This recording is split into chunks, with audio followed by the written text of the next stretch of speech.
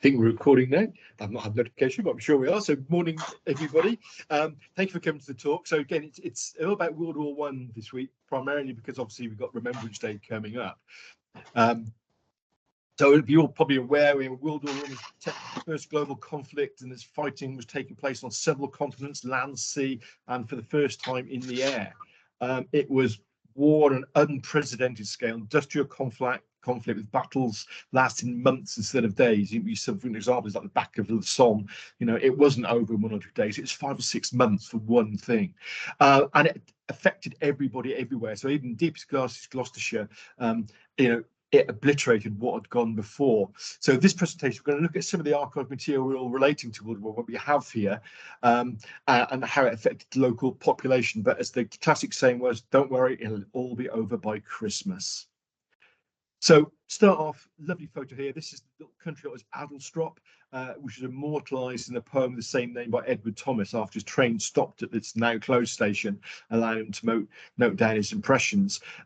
Thomas had a little career of a sort of a critic and an author beforehand, but not a poet. And in 1915, he enlisted in the British Army as an officer in the Royal Garrison Artillery and was subsequently killed during the Battle of Arras in 1917, just before his first collection of poetry was due to be published. And although it's not strictly a war poem in the sense, it was published quite quickly after by the New Statesman, just 3 weeks after he died. It's come to encapsulate the sort of the peace, the calm, and the innocence before the outbreak and slaughter of the First World War.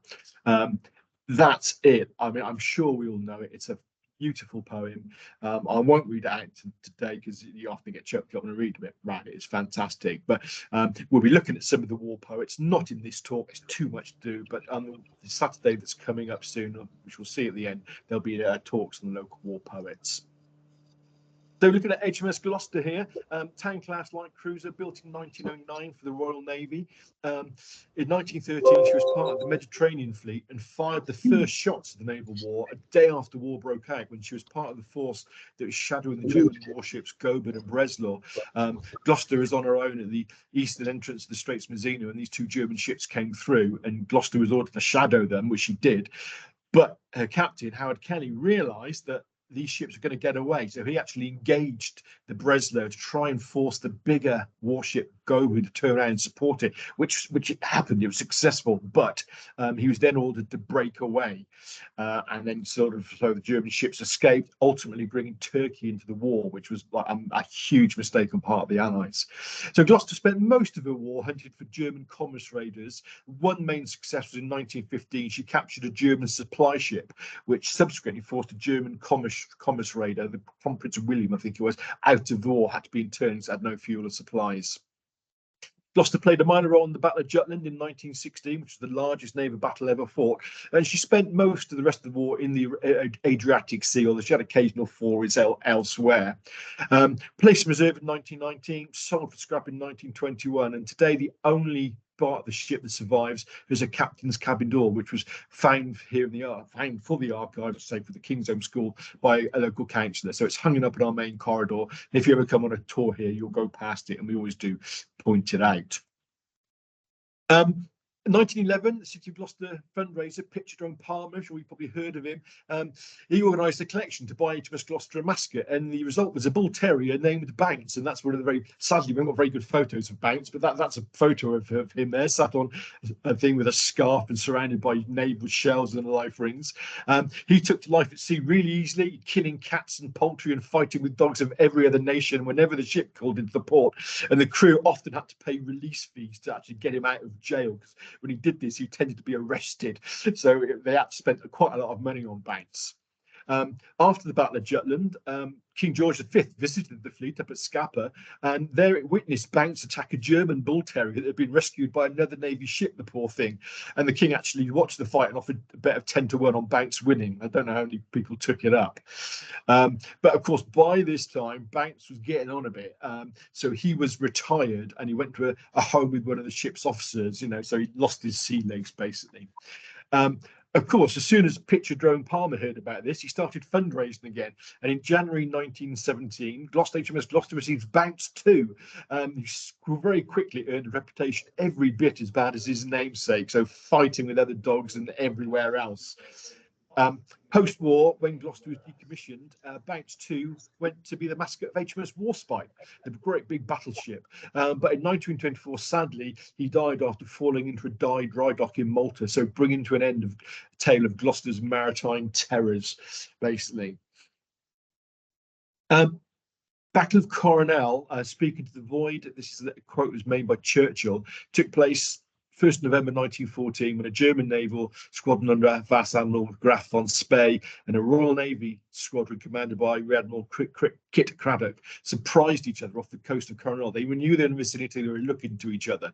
But the German force comprised armoured cruisers Scharnhorst, Gneisenau, Dresden, Leipzig, Nuremberg light cruisers, while the British squadron, elderly cruisers Good Hope and Monmouth, one new light cruiser Glasgow, and an armed merchantman.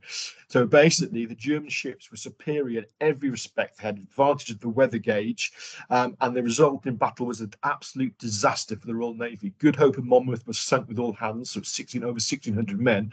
Glasgow and Otranto escaped. And the reason Kit Craddock engaged the Scharnhorst squadron was simply because his friend had been responsible for letting Goeben and Breslau escape, and he was publicly humiliated, and Craddock did not want that to happen to him, which is why he engaged it. Why is it local to us? Well, quite a few men, Gloucestershire men, were on HMS Monmouth, and the war really brought it home. So this is just a few of them. So Captain Frank Brand was from Cheltenham on the left there, and these are some of the other able seamen. The two brothers on the bottom right-hand side, they are actually on HMS Good Hope, and they died. So, this sort of brought the war home to Gloucestershire in quite a big way. When it was declared, though, a lot of people were shocked and fearful about it. It was actually greeted with public acclaim, and the public ran around what they thought to be a just cause. And the first troops to be called up to fight were the Territorials and the Volunteer Reserve units.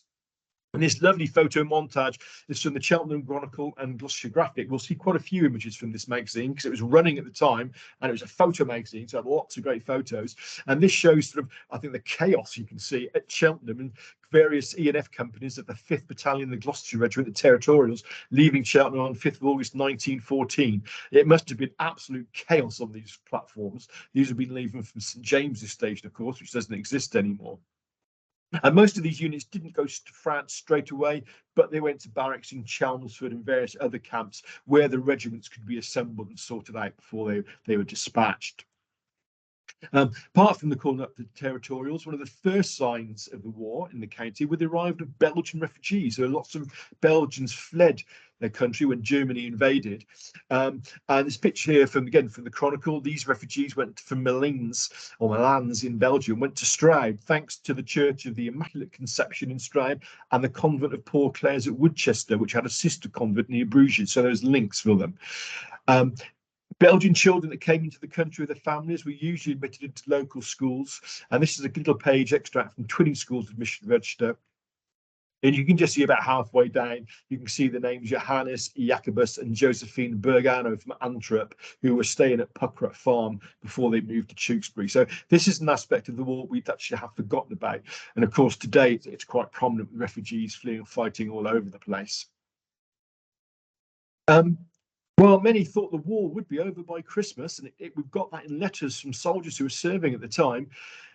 The Secretary of State for War, Lord Kitchener, realised it was going to be a long conflict and Britain would need a mass army for the real first time in its history. So he appealed for volunteers for Britain's new armies in August 1914, a few days after the war was broken out, and sent recruitment officers out into towns, cities, factories and clubs. And this brought a rush of new recruits coming forward. And again, the pages of the Chronicle are full of pictures like this showing various men signing up. What I quite like about this, I'm not sure if you can read it, but the caption for the image, the oval image of the men on the bottom right shows the caliber of the men joining up. These are obviously young gentlemen, but look at the picture above them, and that's ordinary working lads. So, it was still, this class division was still very, very prominent here. Interesting, the French and German army were always conscripted. The British army has always been made up of volunteers. And even so, by the end of August, over 30,000 men were enlisted every day. And there are queues building up at recruitment offices as people tried to get in. And again, these are two scenes of Cirencester and Tewkesbury showing the number of people that were coming forward, number of men coming forward to fight. And these are repeated at every town, and sometimes even lots of the villages in the county as well. A quick mention of the PALS battalions. The PALS system, it's more common up in the north, but it did operate down here. So basically where it was, it would encourage groups of friends and neighbours and work colleagues, especially from large firms, to enlist together with a promise that they would be able to serve alongside each other rather than be arbitrarily allocated to other army regiments. And a couple of three images here, nice one, showing men from Stroud Brewery at the top and St Paul's Teacher Training College, and then Cavendish House shop at the bottom. And these men all specifically signed up together so they could serve together. However, this recruiting stopped after the Battle of Somme in 1916, when it was realised that when a PALS battalion suffered heavy casualties, the impact on individual companies, towns, villages and neighbourhoods could be absolutely devastating. So it was a system the army stopped, and henceforth, if you signed up with a mate, you're not going to serve with them, you go elsewhere. And it's simply to try and lighten the disastrous casualties that were happening at these times. Propaganda posters placed all over the place, persuading men to sign up. This is a typical one. They nearly always featured happy, smiling, clean soldiers.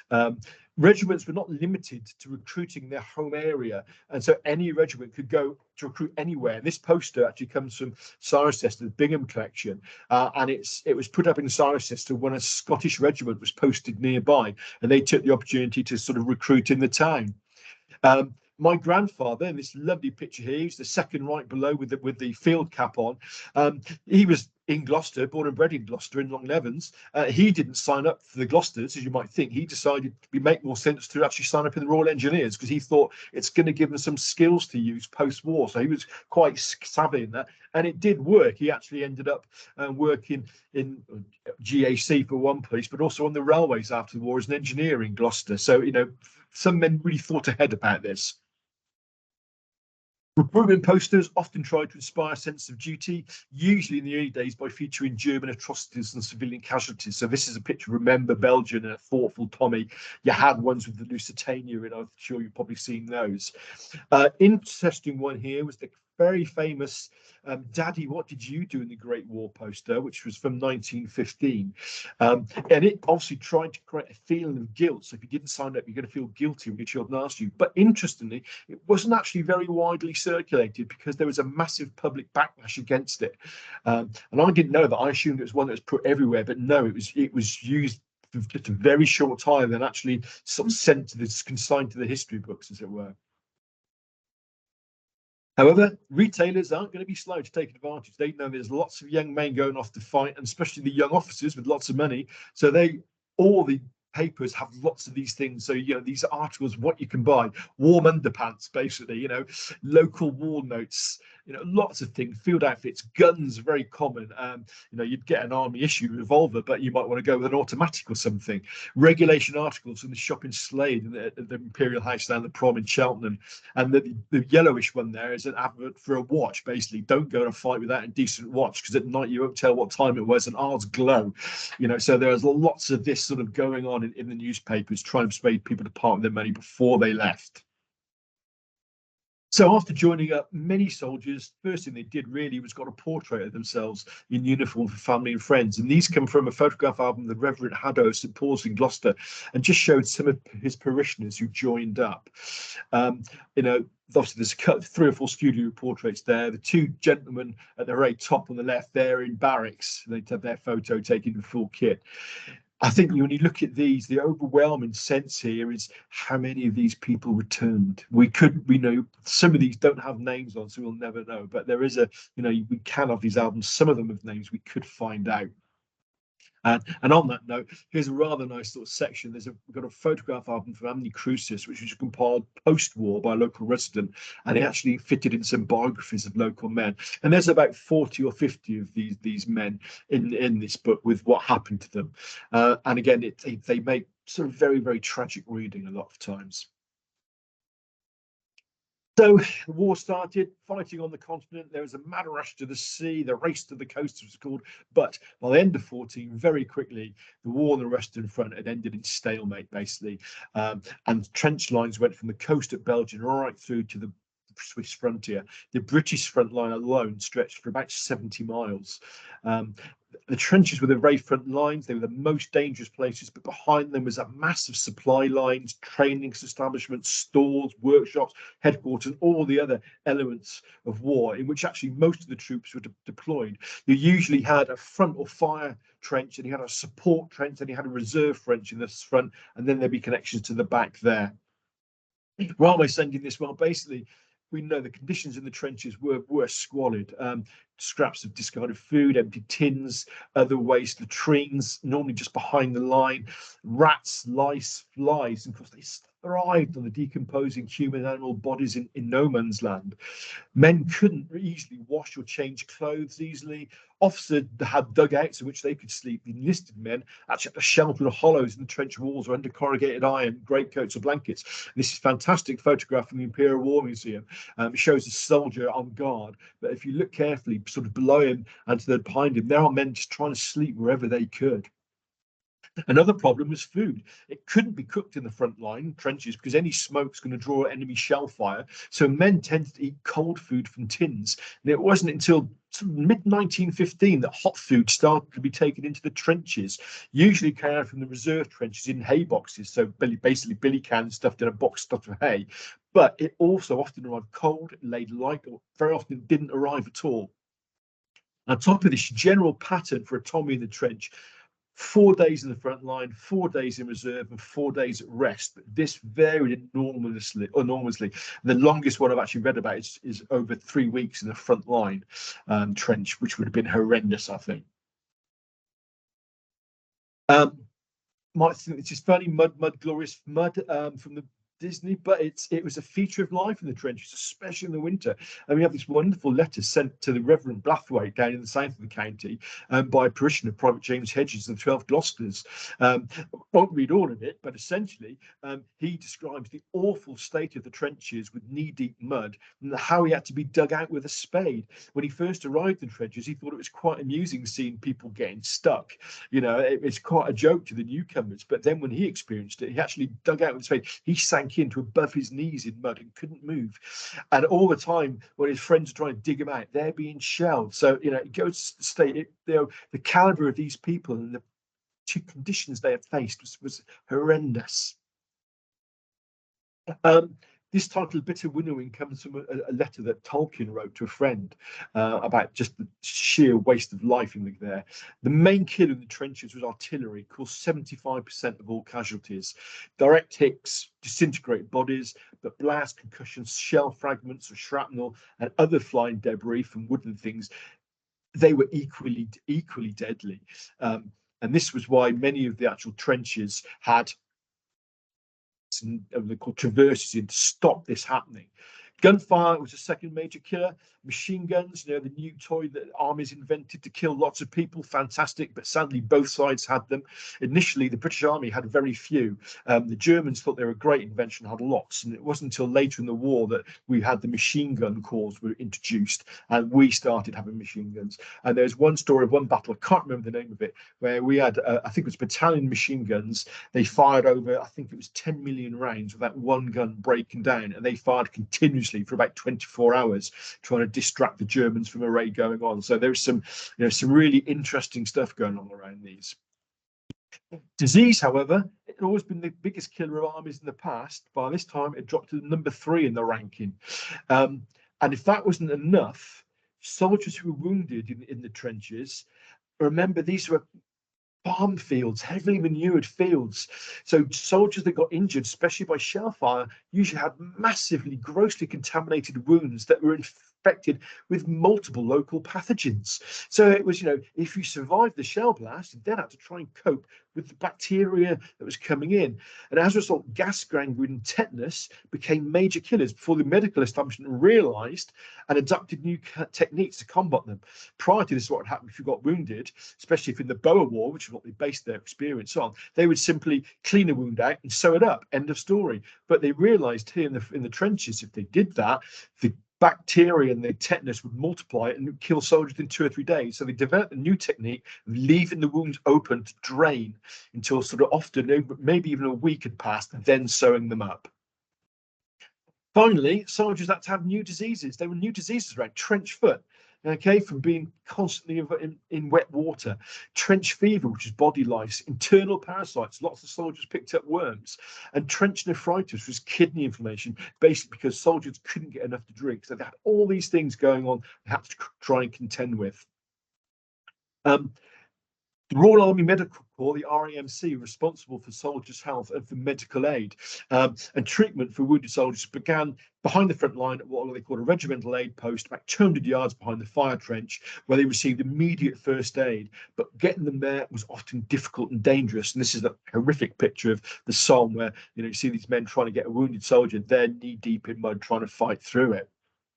Wounded soldiers were then evacuated from this aid post to an advanced dressing station behind the lines where minor wounds could be treated. So men that say got a cut finger or something from shrapnel be treated, sent back into the front. More wounded men would be sent on down the line to the field ambulance station. And transport out of these places is usually by horse ambulance. And lots of these were built by the Gloucester Railway Carriage and Wagon Company Limited. This is a picture of one.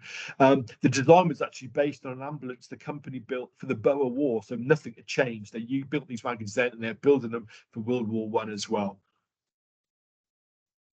Wounded then were sent to casualty clearance stations. These were fully equipped, usually tented hospitals, several miles behind the front line, usually close to railway lines and waterways, so that seriously wounded soldiers could be evacuated onwards. And here the soldiers would get sort of the first really important treatment and assessment of the triage of what was happening to them. Interestingly, they're also, because the front was so static, there was also lots of narrow gauge railways built from the front line to the standard gauge facilities behind the front line, which were behind the range of enemy artillery. So you've got these little railway lines. So we basically, especially the British, took lots of advantage of this. So we actually used lots of steam locomotives and petrol railway engines. This is a simplex railway pitch one there, you can see, courtesy of Lightmoor Press in the Forest. And these supplied a really important logistical role in taking all the paraphernalia of war, munitions, etc., to the front. But on large offensive, when there was going to be lots of wounded soldiers, they worked reverse. They would take lots of these soldiers straight to the casualty clearance stations, bypassing the other regimental stations, just to get them to hospital quicker. And again, the Gloucester Railway Carriage Works built numerous narrow gauge ambulance wagons for the army. This is one point here. This was for 12 stretcher cases and 8 sitting wounded. So yeah, and there is one picture we have of about 13 of these trucks all together in one go. So you're taking huge numbers of wounded soldiers out quickly. So after treatment, still seriously wounded men or those who need more hospitalisation were usually evacuated back home to Blighty. Obviously, Blighty is the slang for Britain. It's actually an Indian word. It means foreigner, so it came across to us from India. And to do this, there was a network of ambulance trains and hospital ships. The British actually redeveloped the roll-on, roll-off idea for hospital ships, taking railway trains straight over. Soldiers that recovered from wounds were then assessed. If they were declared fit to serve, they were sent back to the fray. However, many more suffered much more serious injuries and invalided out from service. Soldiers that did this typically got a certificate, to say thank you for your service. And we know from a lot of people that these were simply ripped up or burned because the soldiers were so disgusted by it. And again, these pictures from Anthony Crucis, again, with soldiers who died or actually were invalided out. The soldier at the bottom, I know, had his left foot amputated and toes amputated on his right foot. So, that's a maimed man. It's very difficult for him for work in later life. Moving on from that, we've got the VA hospitals, the voluntary aid hospitals. Obviously, as the war progressed and there's more and more soldiers getting wounded, it was clear we needed more hospitals. So the Red Cross set up what they call the voluntary aid VA hospitals across the UK. 24 were created in Gloucestershire. Many were based in large residential houses loaned to the Red Cross for the duration by the owners, while some of those were put in public buildings. Cheltenham Racecourse was used. So this is a little map of where they were in Gloucestershire. Badminton, Chipping Camden, Cirencester, Northampton, Horton, which is Chipping Stogbury, Kitebrook, which is Morton and Marsh, Lydney, Standish, Stroud, Tewkesbury, Dumbleton, Gloucester, Boddington, Cheltenham. Cheltenham had quite a few, 5 in close proximity. So Cleve Hill, Leckhampton, Norton Court, New Court, the Palace, Priory Racecourse, St John's, Martin, Suffolk. So they formed their own little group. It was known as the Cheltenham Group, but Winchcombe had them as well. So there are lots of these hospitals, and they were all used very, very heavily. Here's a couple of pictures of St John's New Court VA Hospital in Cheltenham. St John's, you might see it today. It's the St John's School going down the Gloucester Road in Cheltenham, just above sort of Tesco's, where the big Tesco's store. And say the New Court was in the sort of up at the top end of the prom as you go into the prom. It's there. And there's for the World War I centenary celebrations, commemorations, not celebrations. There's a lady there set up a hospital there to mimic it. Sadly, she's had to close now. So what happened there? Well, each VA hospital is run by a VA detachment or a VAD, and this was a complete, essentially, keep medical staff. So it had medical personnel, the surgeons, doctors, nurses, orderlies, cooks, cleaners, drivers, everybody needed to make that place work as a hospital. Because Cheltenham it's 10 VAs, not 5 as I said earlier, it was formed into the group, and they had massive transport organisations. So this is just a picture of some of the group's ambulance wagons at Horton's Garage and Cheltenham's Regent Street. There is another photo of this which shows the actual men of the transport unit, and they're numbering about 150, I think. So a massive amount of work went in onto these things. The Gloucestershire VA's hospitals, they treated 38,649 patients during the war, of which just 372 died. So it's an amazing figure. It just shows how good the medical treatment was as the war went on. And the busiest VA was Gloucester, which treated over 4,800 service personnel. So again, amazing figures here. A couple of pictures here, some past staff and patients. The top one is Leckhampton VA, which is the cancer centre today. There's some wounded soldiers at the racecourse, and we've got a lovely sort of set of records of notes that soldiers gave to the nurses looking after them, and they fill up like lots of autographs saying thank you for looking after them. But there's some lovely drawings in there, and this is one that comes from it. And I think this picture, this is from the Cheerio magazine from the Gloucester VA or the VAD 32. I think it's one of the saddest things we have here, because this is a young soldier, wounded, bad arm, eye obstinate, and they put the little teddy bear next to him. I think that's so sad, and sort of sums up in many ways the slaughter of the war, I think. Trench newspapers, at the front, soldiers feel little news from Blighty unless the officers passed it on or received in letters from friends and family. If they were at rest, they might get to see weekly newsreels. They sometimes got newspapers posted from home, but these were weeks old at best. And to be honest, most soldiers didn't like them because they were so full of the prominent jingoism that was about at the time. We're going to win the war, let's kill the Hun. Soldiers didn't like that sort of thing. So to maintain morale and pass on information, some units began to write and print their own newspapers, which are known collectively as the trench newspapers. The most famous was the Wipers Times, but the very first one was the 5th Gloucester Gazette, which was published by the 5th Battalion of the Gloucestershire Regiment. This gazette contained a mix of poems, reflections, in-jokes, lampoons of the situation, war news, mostly international, not to do with the Western Front, gossip, rats, drawings into regimental sports results. And this is just a little bit from it here. I especially draw attention to the Piper's Wood poem, which is an absolutely beautiful poem by F.W. Harvey. And Harvey features quite prominently here because he was really responsible for it. He did a lot of the copy for it and a lot of the organisation. And he obviously drew the picture there. It looks like what the people think of the soldier at home. It's like that, but what he's like really standing in mud with a rat next to him. And I like the jokes as well. This one, is that true? The Kaiser has partiality for Woodbines, and it's due to the fact he does not like his navy cut. Woodbine's navy cut was a cigarette at the time. And I like the bottom bit there. Which recruited #1 platoon challenged this? Oh, who bist? That's a Forest accent for you, isn't it? But again, things you want to know. It's a good one as well. Who wrote to 2 ladies the same love letter by carbon? So obviously a soldier thought, I'd just write 2 love letters, put a bit of carbon. My real one's going to get the real one, and the second one's going to get the actual carbon one. So there is some quite good stuff in here.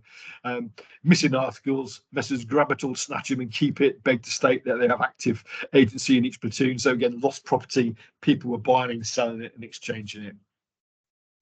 This is a picture of one of the Gloucester Gazettes here. They're usually 4 pages, so 1 sheet of paper folded, lots of stuff. You know, and they're quite a lot of fascinating read them in them. They weren't restricted to the trenches, though. However, numerous newspapers were produced by other military units, excuse me, including the Royal Navy and the Royal Flying Corps. This is an example of the Rencombe Gazette, which was produced at the Royal Flying Corps Air Base at Rencombe. There are only 15 editions produced. Sadly, number 13 as a survivor wasn't printed. And these are all part of the Bingham collection. Why anymore? Maybe don't know. It might have been something to do with the fact that the squadron that was there, 48 squadron, was moved on, so maybe they didn't get the chance. They're a little bit more highbrow than the army newspapers, to be sure, which, you know, you'd expect that from the Royal Creek Boys, wouldn't you, really? But again, they're quite fascinating.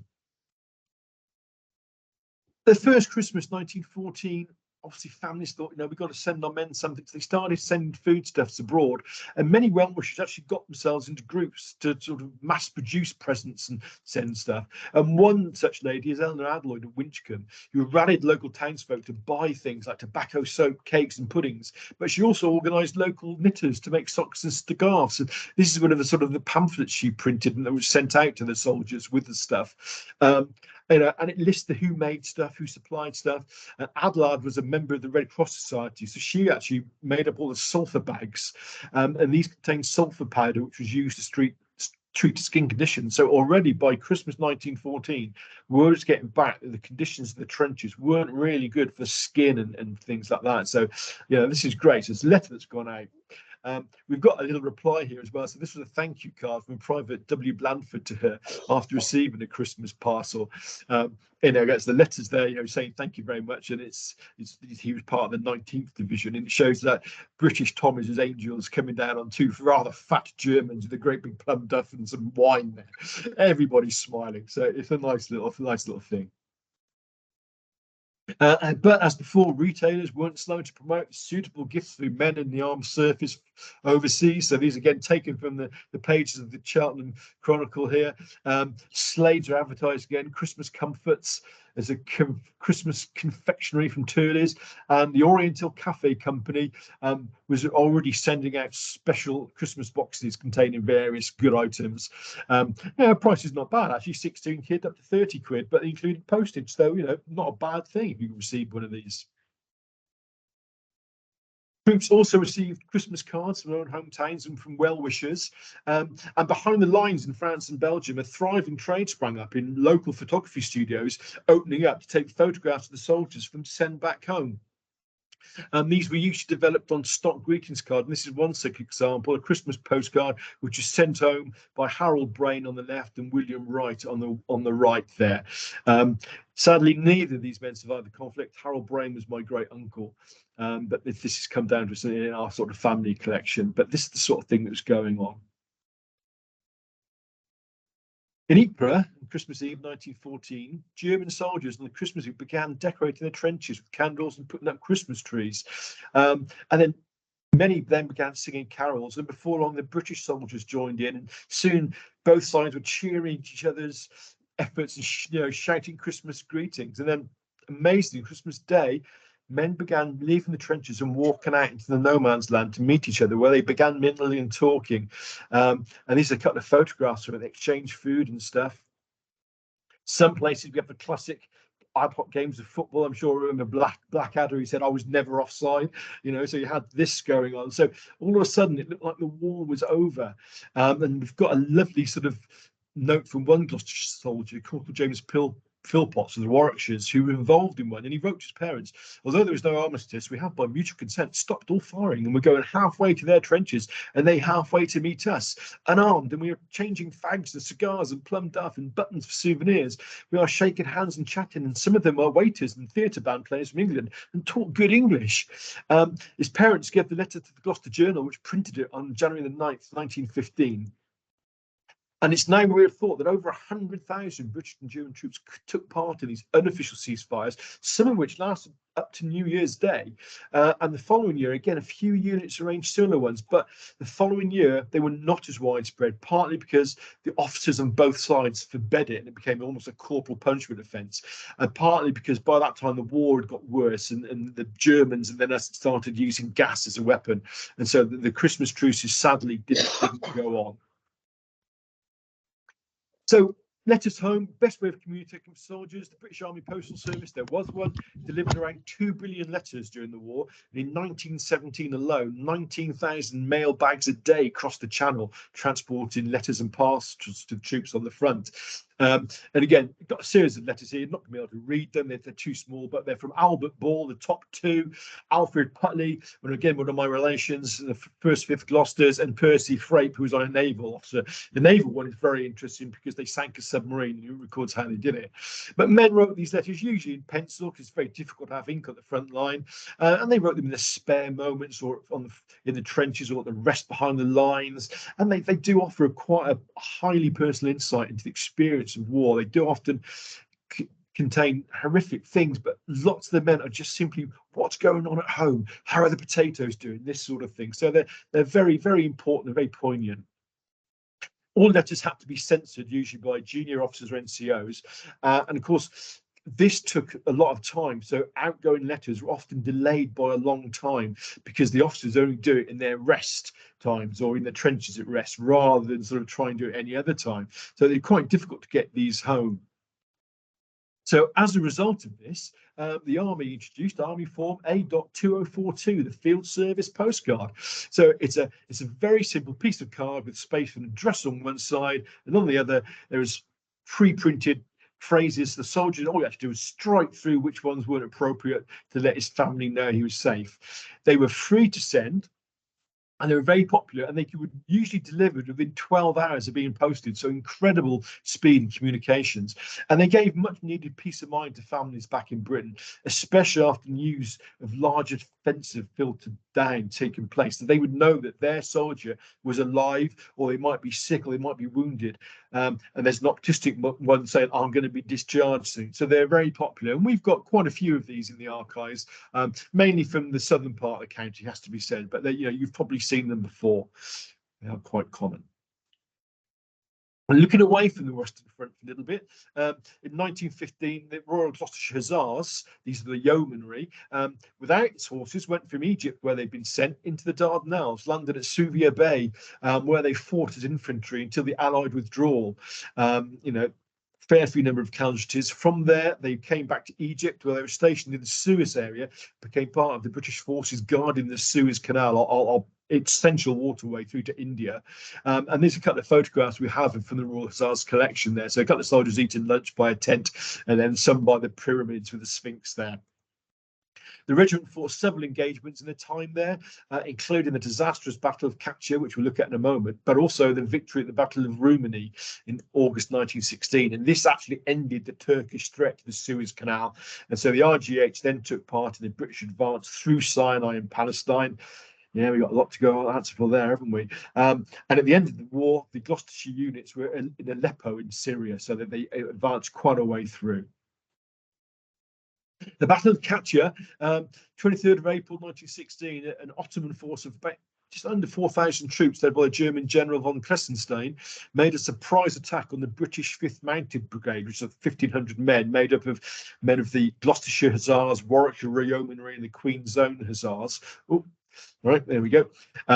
This group troops were dispersed over a wide area, guarding a water pipeline and a railway that's being built from the town of Cantana up into the town of Romani. So it's part of the buffer zone. And at over 10 miles of front they were guarding. So they were stretched very thinly.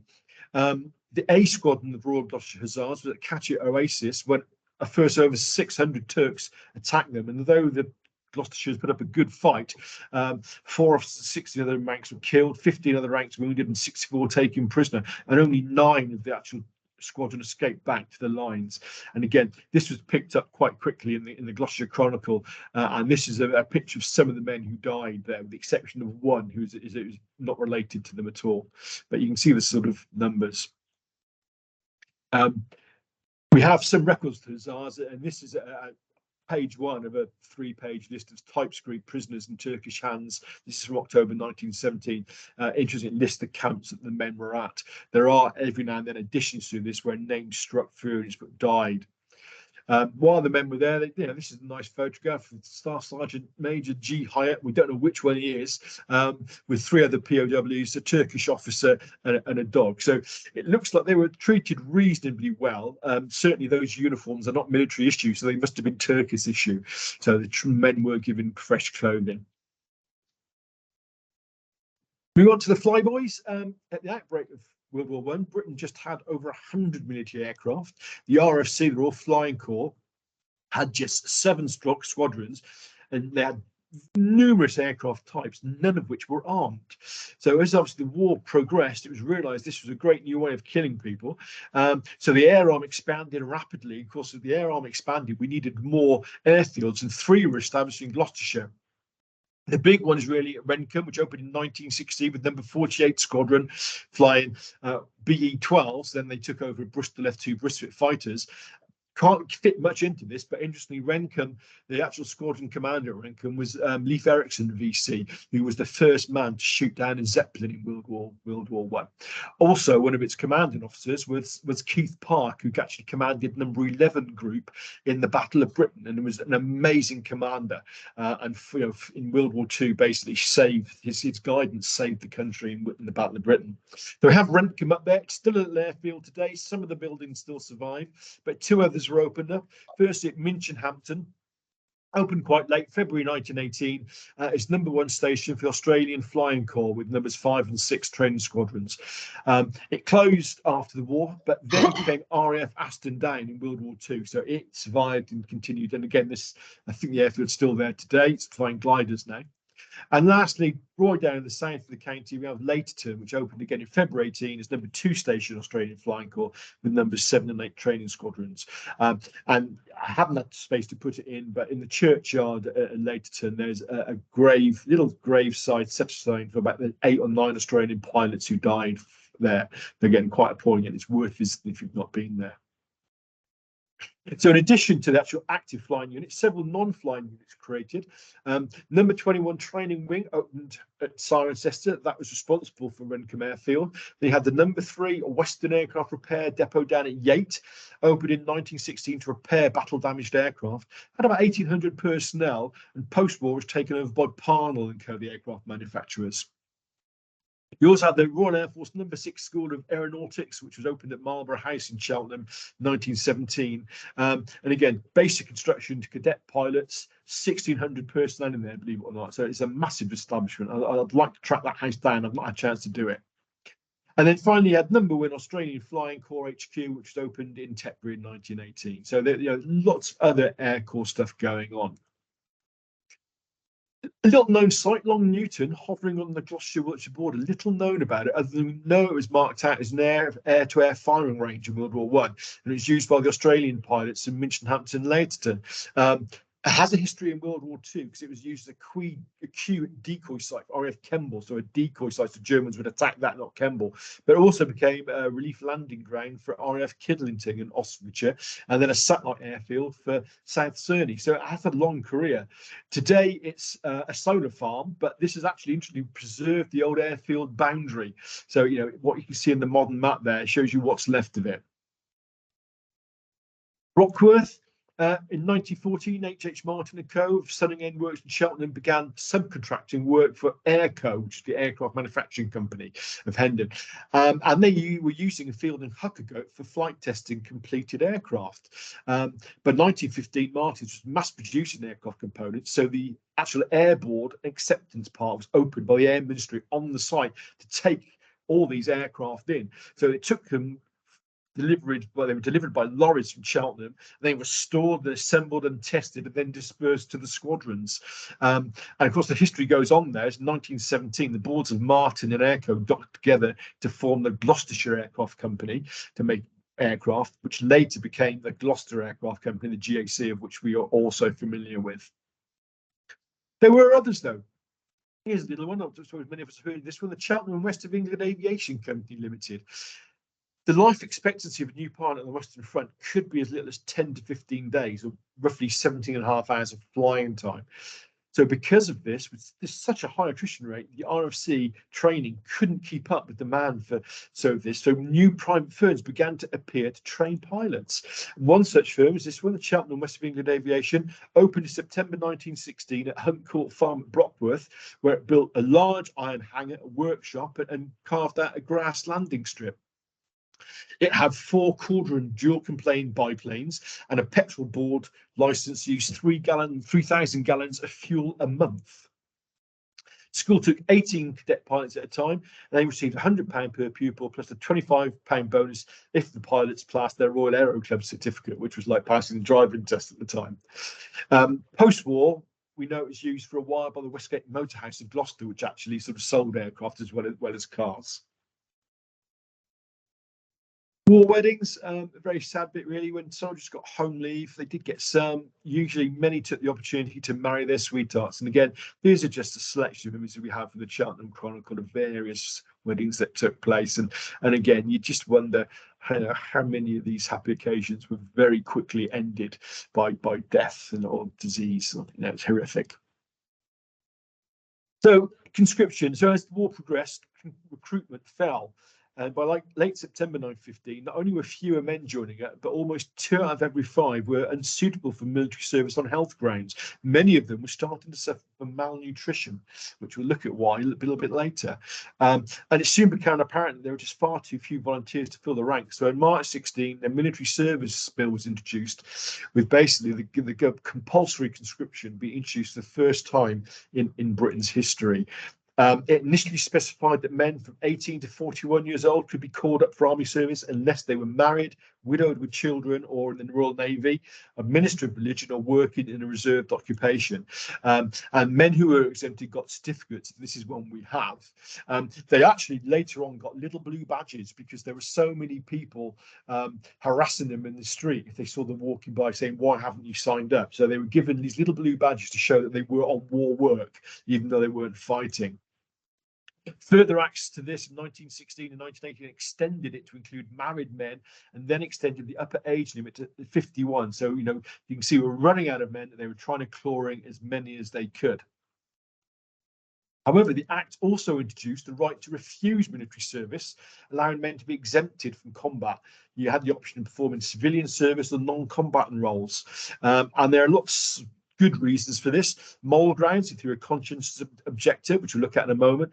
Medical grounds, if you had a disability. Family grounds, if they were sole carers for dependents, they obviously couldn't go because there'd nobody be able to look after their dependents. And it's not just children, it could be elderly relatives as well. And also on economic grounds, if they were the sole proprietor of business and their family would suffer hardship if it closed, that was another reason why they might be exempted. And the applications for exemptions were decided locally by what they called military service tribunals, which were run by borough and district councils. Each tribunal had usually 4 local men of good standing. Usually there are councillors or the local bigwigs, and also a military representative. The military representative was basically there to sort of drinking coffee, reading the paper, saying, "Yeah, he's going," while the others were sort of listening to the man's appeal. You had to put in this lovely big bit of paper, outlining your details, why you didn't want to go or why you couldn't go, and then they would talk about it and discuss it. If you got, sorry, you've been refused, you have to go, you could actually apply for another tribunal, the County Appeal Tribunal, which was the next stage of the process. And the first meeting of the County Tribunal took place in 1916. There were 4 courts: Bristol, Gloucester, Lydney, and Cheltenham, and some sessions were later held at Stroud. And proceedings of these were always printed in the citizen newspaper, whereas other ones were private, they weren't. But typically 40% of appeals were dismissed, 50% received temporary exemptions, and 10% actually got absolute exemptions. The absolute meant that your work is so vital to the war effort, as long as you stay doing that work, you're not going to go. Temporary ones might say, well, okay, your work's important, but within 6 months you can get somebody else to do it, so you have to go. And say the 40% dismissals, sorry mate, you're going. If an applicant disagreed with this tribunal, there was one final appeal, the Westminster Central Appeal Tribunal, and we know that 266 Gloucestershire cases were heard at this court. We don't sadly know what the outcomes of these were. And a quick word about these tribunals. Technically, they should not exist. After the war, the government realised that such information, if it got out, could cause a lot of civil unrest as to why matey boy down the road wasn't fighting and I had to. So they ordered them all to be destroyed, preserving two sets, Middlesex and Peebles in Scotland. But for some reason, some of them slipped through the net. So we have quite a few from Thornbury with the original appeals as well. And we also have some of the Gloucester ones. So some slip the net. They do make really, really interesting reading. Space and time precludes us going into these, unfortunately. Quick mention of conscientious objectors, or conscious as they were known. Out of all the men that served, only about 16,000 objected to this, and Quakers were the most largest group. But of these conscious objectors, 4,500 sent to work on farms, 6,000 undertook non-combatant military duties, so stretcher bearers, and the remaining 6,000 were forced into army service. This is an example we have for a William Ball of Thornbury. He was a Quaker. His application not to go was rejected, but he was given 14 days to sign up to a non-combatant unit. We only have about 2 or 3 of these in our collections. Moving on to sort of industrial side of it, the Gloucester Carriage Company, despite many of its men going up for service, it continued working, and as well as railway wagons and ambulances for war effort, it built shell carts, ammunition limbers, tool carts, general horse-drawn service wagons, machinery wagons, generator trains, plus aircraft wings that continued working throughout the war. And this is some of the images we have taken from the great photo albums we have for this company. They also repaired things. So this is a damaged army limber that was brought in for repair. Sadly, this is the before photograph. We don't have the after photograph, sadly, but it would have repaired to top class condition, no doubt. H.H. Martin & Co. mentioned them earlier. They were founded in 1888 as stone, marble and wood carvers. They typically made gravestones, memorials and church decorations from Sunningham Works in Cheltenham, which is up by the railway station there. It's a little map from it there. And there's a door that they carved at the Cornwall Insurance in London. By 1900, their work include plasterwork, joinery, cabinet making, wrought ironwork, and metal casting. And the war work began with making ammunition boxes, but then they got a trial contract with Airco for spares for Morris Farman, Longhorn, and Short aircraft. And they were so good at this that more and more contracts quickly followed. And before long, they were making all sorts of stuff. All the main aircraft they built or made parts for, seaplanes, and the very famous Brisbane fighters. And from 1916 onwards, demand was increasing so much they actually took over Cheltenham's Winter Gardens, which don't exist now. They're behind the town hall. There's a building there, and they actually started working in there. They also sent subcontracted material out to the Gloucester Railway Carriage and Wagon Works, so immense lot of work. Got a couple of photos here of them, some of the works inside the Sunningham Works. So you see, obviously, these aircraft are made of wood, awful lot of skill being made. And again, we'll look at a little bit about women workers a little bit later, but you see ladies here doing some of the fabric covering and the varnishing and the doping workshops. So great photos. Fielding and Platt down in Gloucester, little is known about the war work, to be honest, but during 1916, they did making extrusion presses for producing rod material from which ammunition cartridge cases could be made. And when peace returned, they'd made 11 500-ton presses, 2 1,000-ton presses, and a few others as well.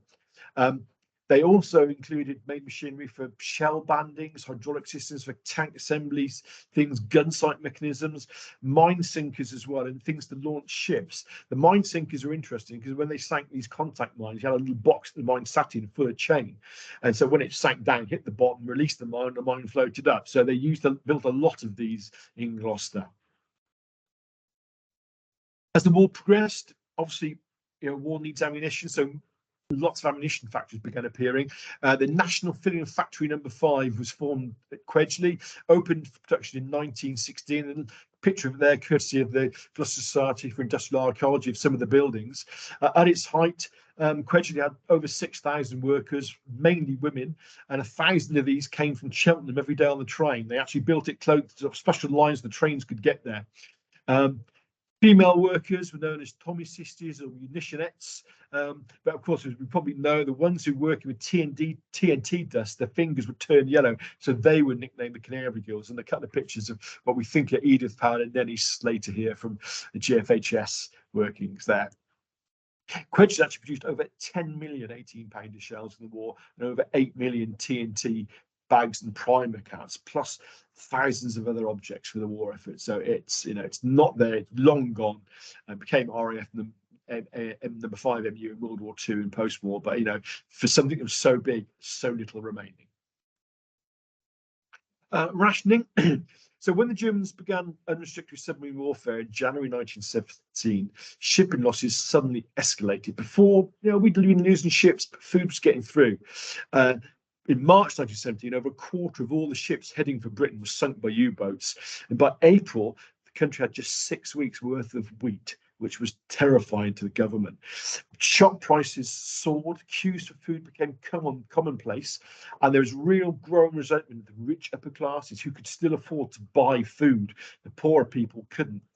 In June 1917, the Navy finally adopted the convoy system, and although shipping losses began to immediately fall, they were still high and food stocks remained quite critical. So faced with rising civil unrest and no prospect of getting extra food, the government decided to introduce rationing. Everyone received a ration card: meat, butter, lard, cheese, jam, sugar as ration, as well as coal. I haven't got time to go into this, but again, these are 3 lovely examples from ration cards we have here in the archives. There's butter and margarine there, there's a sugar one, and there's a meat one. And again, you can find lots of information about this online, including on our Gloucestershire Members World War I website, which is, it's not actually working anymore, I don't think, but the resource packs are, if you're interested in those. Coupled with rationing, you had the War Ag. So established in 1915, the War Agricultural Executive Committees were government-backed organisations tasked with increasing food production, set up by county councils, usually had council members, a few farmers and representatives of agricultural groups on them. They were tasked looking into all aspects of food production, how to increase it, as well as they could report on shortages of feed, fertiliser, the use of horses and machinery, pest control, all other supplies, and how labour supply, which was critical, might be organised. Got a couple of pictures here. Just this is one. It's one you might be able to read this. This is the horses, of course, were so invaluable to the war effort, but also to farming. So they're all sort of requisitioned basically, and each horse had its own little record, and it was reported on and looked after. And in these agriculture committees minutes, they have these talk about horses, even down to, you might not read this, at the very bottom, it's a report from Mr. Renfrew, vet, upon horses at the Mickleton camp. A bay mare, number 12826, reported as being unwell and off of feed. So that was an important thing because she was a war asset. Another one here at the top. As various things, a rabbit order. So a farmer here from Winchcombe said he's got lots of rabbits eating his food. Can you get more help in to destroy them? Yes, you can, and it comes. And then you've got sort of reports on farms. So, for example, the one there for Daglingworth Farm, where a farmer has asked if I can substitute these 2 fields that you wanted me to use for these 2 fields. Is that okay? So lots of this was going on. You had to get more food made. In 1916, the Raw Ags were given for the first time executive powers to force cultivation land orders, which is one here. This is admittedly for the 1919 harvest, but it's the same thing from 1916 onwards.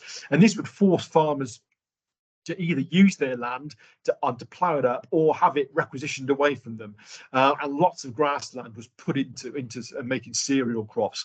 If you refused, under the Defence of the Realm Act 1914, the Dora Act, which I haven't mentioned again at that time, you could be fined and imprisoned for this, and your land requisitioned anyway. So, you know, you may as well make sense of it and do it. Farm labour was one of the great problems that held production back. In addition to losing farm workers who joined up, and a good many ag labs went, many other ag labs left to work in munitions factories, which offered better wages and less hours. So there was a double-edged whammy here coming in. So lots of organisations were set up to try and persuade women to undertake agricultural work, which, you know, If you're sort of a girl in the middle of Cheltenham, it's, do I want to go and walk on a farm? What do I know about it? But none of them were successful until 1917, when the Women's Land Army was established. And by the end of 1917, there were 20,000 women in the Land Army and over 250,000 women who worked as farm labourers. It worked amazingly. And of course, it carried straight on into World War II. And a lovely picture of a Cotswold lady ploughing, Mrs. Winfred Erie, daughter of the Reverend Wyndham Erie of Rector of Brimsfield, ploughing in Mrs. Sadler's farm at Brimsfield. So I suspect this was before women had to work or asked to work. She just went up and did it anyway. Interesting with schools, apart from male teachers leaving, school life actually remained largely unaffected by the war, and it's surprisingly rarely mentioned in the school logbooks. They're more concerned with all the other things that was going on in the school, various illnesses, inspections, that sort of thing. One thing that does occur, though, is when staff receive news of deaths of relatives or staff or loved ones. And this is a little extract from Archdeacon School in Gloucester, where the head is recording the death of a teacher who'd been a teacher for over 19 years at the school. So that's going to be quite a hole in that school when he comes back. This one is from Boxfield Leighton School, where the headmistress at the top there records that Mrs. Jones went home this dinner time, having received a telegram telling her that her brother was killed in action last Wednesday. So this is the sort of thing. And then if you look at the bottom, a week later, the headmistress' own brother was killed in action. So, you get these things. And this head teacher actually did write a few things about the war in it. So she's great for that. Sometimes head teachers also recorded notes about acts of valour performed by ex-pupils or teachers that had reached them. And again, this is Archdeacon School in Gloucester, recorded an incident where J. Miller is fighting in Ypres, rescued 3 wounded men despite being severely wounded himself. And later at the very bottom, that's the Sergeant Bayard was another old lad that won a medal. So teachers they were being told about these things, and sometimes soldiers on leave came to the schools to talk to the teachers, because many of them were much more than boys themselves that had just left. And Christchurch, still in Cheltenham, it's got a few of those, I think. Sometimes you get more light-hearted events, or not so sad anyway. This is entry from Anthony Cruise's school. It records the boys of the school being released to help with haymaking. And again, it's something we don't sort of think about, but with so many horses in the army, hay was a critical crop, and its safe harvest was essential for the war effort.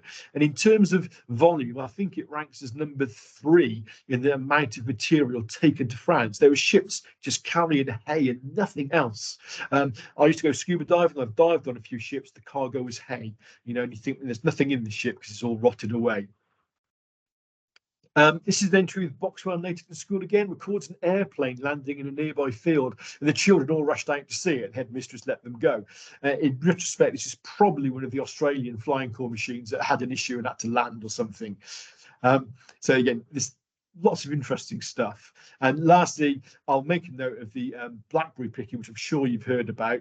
The government put a scheme out for schools to collect blackberries, basically to turn into jam for the forces. And we've got the records of this in the County Council archive. I think about 26 Gloucestershire schools took part, and they were paid for it. And there's a league table if we did most, but this is a nice one from Watermore School at Cirencester. They obviously took it very seriously. There's a lot of days there where they were released to collect blackberries. There is a story, probably apocryphal in Cheltenham, of a couple of boys that went blackberry picking, and they actually only gave the school half of what they collected, and they were caught selling the rest on the high street. I've heard that story. I've not yet been able to find the evidence behind it, but I'd love it if it's true. It's great entrepreneurship. Memorials. Over the course of the war, 880,000 members of the British forces died, which is 6% of the adult population, and 12.5% of those who are actually serving. On the Western Front, most soldiers received temporary graves before being moved into military cemeteries. But of course, many bodies were never found. And if you remember earlier on, I said that my uncle Harold Brain died. This is his temporary memorial. He was later moved into one of the cemeteries. I can't remember which one it was off the top of my head.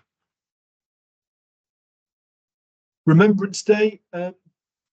This extract again from Boxford Leighton School records the first ever 2-minute silence. We know every school did it. This is about the only school that actually recorded it, and you wonder why. Why did they not mention it? Again, it's probably a terrible, sad thing. They probably knew so many people who had passed on. But thankfully, we have our thankful villages. These are also known as blessed villages, 54 settlements in England and Wales from which all their members of the armed services were survived World War One and returned home. And Gloucestershire has 3 of them: Con Rogers, Middle Sodbury, and Upper Slaughter. Upper Slaughter is a doubly thankful village because it's only one of the 17 villages in the UK where lost no service personnel during World War II either. So again, after all this chaos and horrific bloodshed, we have something happy at the end. Some did escape it. And I'll bring a slight talk to a slide. I don't know if anyone wants to sing song. I called this talk Goodbyee. I'm sure we all know it. The song, Goodbye, goodbye. You got the tear maybe near from your eye. It's hard to part, I know. I'll be tickled to death to go. Don't cry, don't sigh. There's a silver lining in the sky. Bonsoir, old thing. Cheerio, chin chin. Napu toodaloo, goodbye. And I will actually finish after that with an unusual little slide here. We'll happily try and take some questions now. Don't forget our next event here at the Heritage Hub is Regiment and Rhyme. It's on Saturday, 4th of November from 1 to 4 p.m. It's a focus on the First World War in association with the Soldiers of Gloucestershire Museum. And as well as that, we've got talks on the Gloucestershire Regiment in World War One and F.W. Harvey, a local war poet. Love him.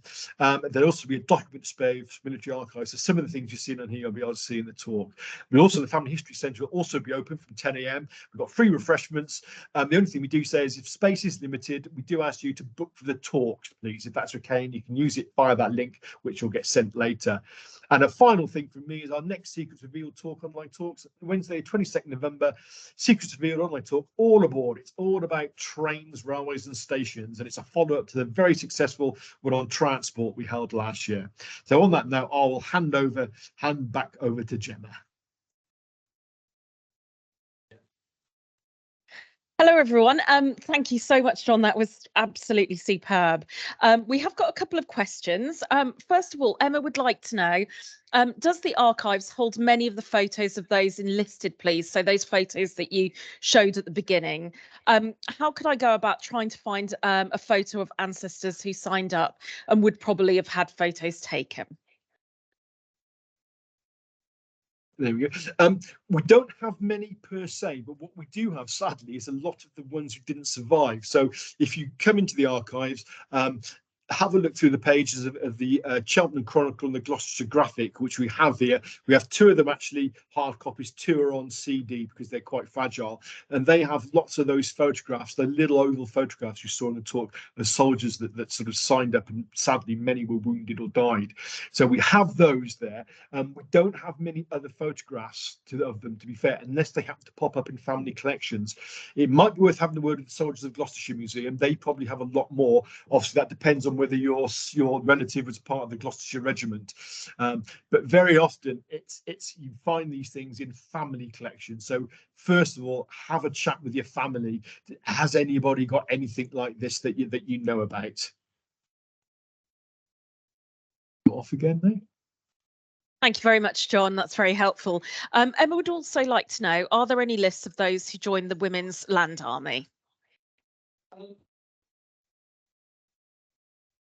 I actually don't think we've got very much of people who join the Lands Army. We have some in the, I think there are some individual collections where people have said, I'm doing this now, but I don't think we've got any central records. I think they're probably going to be held in the National Archives. I would think. I would happily be stand corrected on that, but I should imagine that's where they are, because although they were sort of organised locally through the war ags, I think the actual overall drive came from higher up in government. So I don't think we've got much information on them at all.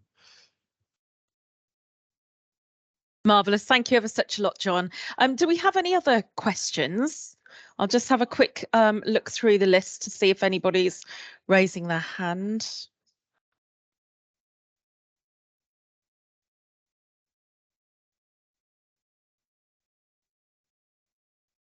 Okay, I think that covers everybody. I certainly hope so. I'll just check the chat one last time. Emma just said to say thank you very much for answering the questions. And we've had several people to say thank you very much for such an interesting talk.